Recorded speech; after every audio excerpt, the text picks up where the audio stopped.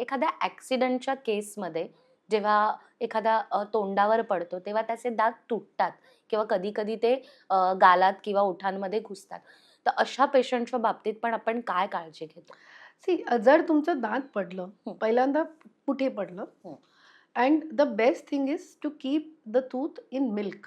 हं, जर तुम्ही घरात आहात की अशी जागेवर आहात की तुम्ही मिल्क घेऊन त्याच्यामध्ये दात ठेवू शकता, ते दात मिल्कमध्ये ठेवा.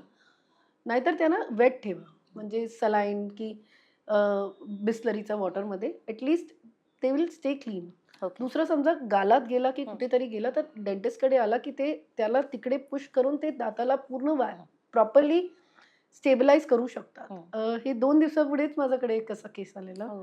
आणि ते मुलांनी ते टीथ असंच ठेवलेलं. हं, टिश्यूनी वाईप करून. तसं नका करू. त्याला एक प्रोटोकॉल आहे. तसं सेव्ह करा. हं. आज तर तुम्हाला Googleवरती इमिडिएटली टाकलं ना, की दात लॉस झालेला आहे, कसं ठेवायचं ते तुम्हाला प्रोसिजरल सांगणार. सांगेल. हं, so it is very easy हं, टू आयडेंटिफाय.